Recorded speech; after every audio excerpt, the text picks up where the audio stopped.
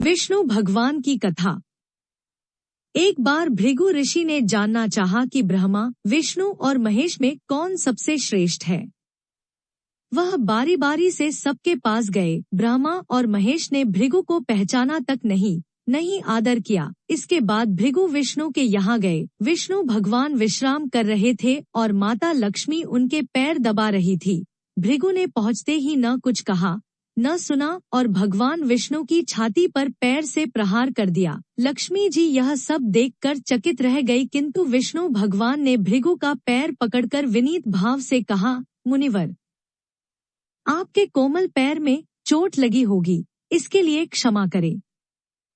लक्ष्मी जी को भगवान विष्णु की इस विनम्रता पर बड़ा क्रोध आया। वह भगवान विष्णु से नाराज होकर भूलोक में आ गई तथा कोल्हापुर में रहने लगी। लक्ष्मी जी के चले जाने से विष्णु भगवान को लगा कि उनका श्री और वैभव ही नष्ट हो गया और उनका मन बड़ा अशांत रहने लगा। लक्ष्मी जी को ढूंढने के लिए वह श्रीनिवास के नाम से भूलोक आए। घूमते घुमाते वेंकटचल पर्वत क्षेत्र में बकुलामाई के आश्रम में पहुँचे। बकुलामाई ने उनकी बड़ी आवाभगत की। उन्हें आश्रम में ही रहने को कहा। एक दिन जंगल में एक मतवाला हाथी आ गया। आश्रमवासी डरकर इधर उधर भागने लगे। श्रीनिवास ने यह देखा तो धनुष बाण लेकर हाथी का पीछा किया। हाथी डरकर भागा और घने जंगल में अदृश्य हो गया। श्रीनिवास उसका पीछा करते करते थक गए थे। वह एक सरोवर के किनारे वृक्ष की छाया में लेट गए और उन्हें हल्की सी झपकी आ गई। थोड़ी देर में शोर सुनकर वह जागे तो देखा कि 4-6 युवतियां उन्हें घेरे खड़ी है। श्रीनिवास को जागा हुआ देखकर वे डपटकर बोली, यह हमारी राजकुमारी पद्मावती का सुरक्षित उपवन है और यहाँ पुरुषों का आना मना है। तुम यहाँ कैसे और क्यों आए हो? श्रीनिवास कुछ जवाब दे इससे पहले ही उनकी दृष्टि वृक्ष की ओट से झांकती राजकुमारी की ओर गई। श्रीनिवास पद्मावती को एकटक देखते रह गए। थोड़ा संयत होकर कहा, देवियों, मुझे पता नहीं था। मैं शिकार का पीछा करता हुआ यहाँ आया था। थक जाने पर मुझे नींद आ गई, इसलिए क्षमा करे। श्रीनिवास आश्रम में तो लौट आए किंतु बड़े उदास रहने लगे। एक दिन बकुलामाई ने बड़े प्यार से उनकी उदासी का कारण पूछा तो श्रीनिवास ने पद्मावती से भेंट होने की सारी कहानी कह सुनाई। फिर कहा, उसके बिना मैं नहीं रह सकता। बकुलामाई बोली, ऐसा सपना मत देखो। कहाँ वह प्रतापी चोल नरेश आकाशराज की बेटी और कहाँ तुम आश्रम में पलने वाले एक कुल गोत्रहीन युवक। श्रीनिवास बोले, माँ, एक उपाय है, तुम मेरा साथ दो तो सब संभव है। बकुलामाई ने श्रीनिवास का सच्चा प्यार देखकर हाँ कर दी। श्रीनिवास ज्योतिष जानने वाली औरत का वेश बनाकर राजा आकाश की राजधानी नारायणपुर पहुँचे। उसकी चर्चा सुन पद्मावती ने भी उस औरत को महल बुलाकर अपना हाथ दिखाया। राजकुमारी के हस्त रेखा देखकर वह बोली, राजकुमारी, कुछ दिन पहले तुम्हारी भेंट तुम्हारे सुरक्षित उद्यान में किसी युवक से हुई थी। तुम दोनों की दृष्टि मिली थी। उसी युवक से तुम्हारी शादी का योग बनता है। पद्मावती की मां धरणा देवी ने पूछा, यह कैसे हो सकता है? ज्योतिषी औरत बोली, ऐसा ही योग है। ग्रह कहते हैं कोई औरत अपने बेटे के लिए आपकी बेटी मांगने स्वयं आएगी।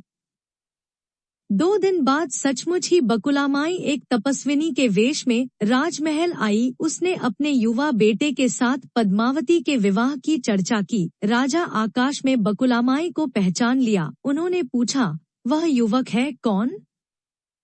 बकुलामाई बोली, उसका नाम श्रीनिवास है। वह चंद्रवंश में पैदा हुआ है। मेरे आश्रम में रह रहा है। मुझे माँ की तरह मानता है।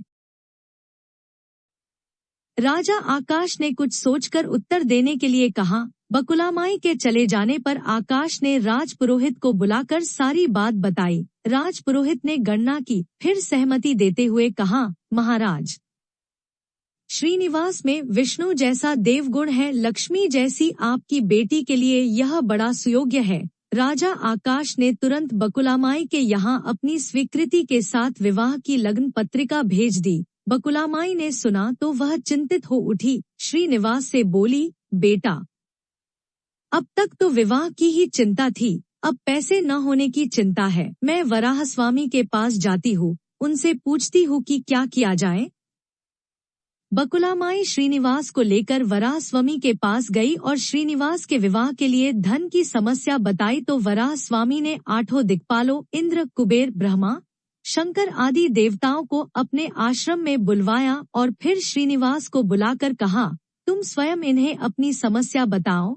श्रीनिवास ने देवताओं से कहा, मैं चोल नरेश राजा आकाश की बेटी पद्मावती से विवाह करना चाहता हूँ। मेरी हैसियत राजा के अनुरूप नहीं है, मेरे पास धन नहीं है, मैं क्या करूं? इंद्र ने कुबेर से कहा, कुबेर, इस काम के लिए तुम श्रीनिवासन को ऋण दे दो। कुबेर ने कहा, ऋण तो दे दूंगा, पर उसे यह वापस कब और कैसे करेंगे, इसका निर्णय होना चाहिए। श्रीनिवास बोले, इसकी चिंता मत कीजिए, कलयुग के अंत तक मैं सब ऋण चुका दूंगा। कुबेर ने स्वीकार कर लिया। सब देवताओं की साक्षी में श्रीनिवास के ऋण पत्र लिख दिया। उस धन से श्रीनिवास और पद्मावती का विवाह बड़ी धूमधाम से हुआ। तभी नारद ने कोल्हापुर जाकर लक्ष्मी को बताया, विष्णु ने श्रीनिवास के रूप में पद्मावती से विवाह कर लिया है। दोनों वेंकटाचलम पर्वत पर रह रहे हैं। यह सुनकर लक्ष्मी जी को बड़ा दुख हुआ। वह सीधे वेंकटाचलम पहुंची। विष्णु जी की सेवा में लगी पद्मावती को भला बुरा कहने लगी। श्रीनिवास, विष्णु रूप मेरे पति है, तूने इनके साथ विवाह क्यों किया?